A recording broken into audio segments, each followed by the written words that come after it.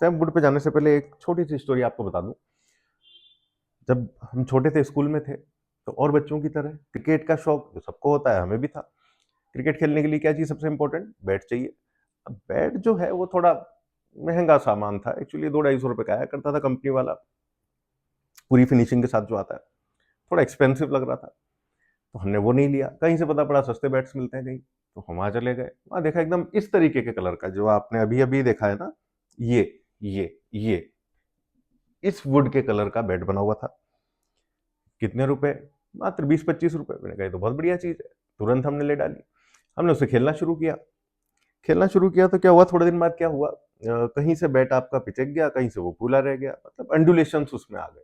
अब हम शॉट मार रहे हैं लेग साइड में, बॉल जा रही है हमारी ऑफ साइड में, मजा खराब हो रहा है खेल का। हमने कहा ये तो गलत हो रहा है, शॉट्स की डायरेक्शन चेंज हो जा रही है, एक काम करते हैं अब स्ट्रेट ही मारेंगे बॉलर के सिर के ऊपर से। वो कोशिश की गई, थोड़े दिन तो गई बॉल। उसके बाद क्या हुआ कि हैंडल रह गया हमारे हाथ में, बॉल निकल गई बॉलर के ऊपर से, और बैट का जो बाकी पोर्शन था वो चला गया बॉलर के गर्दन के नीचे वाले पोर्शन पे। ऐसा क्यों हुआ?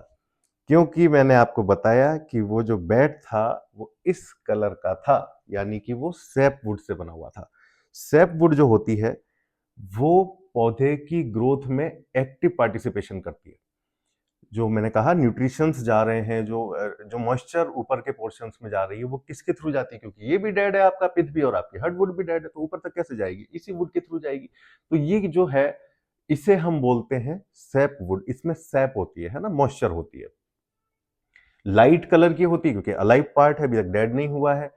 पौधे की एक्टिव ग्रोथ में पार्टिसिपेट करती है, बिल्कुल करती है।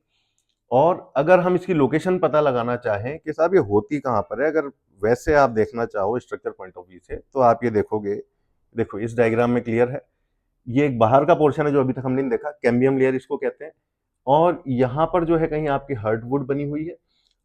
तो हर्टवुड और कैम्बियम लेयर के बीच का जो पोर्शन होता है वो क्या कहलाता है? आपका सैपवुड कहलाता है। या हम इसको इस डायग्राम से और ज्यादा क्लियरली समझ सकते हैं, ये हर्टवुड, ये आपकी एक कैम्बियम लेयर है, और इन दोनों के बीच का जो अलाइव पार्ट है ना, वो क्या कहलाता है? आपका सैपवुड कहलाता है।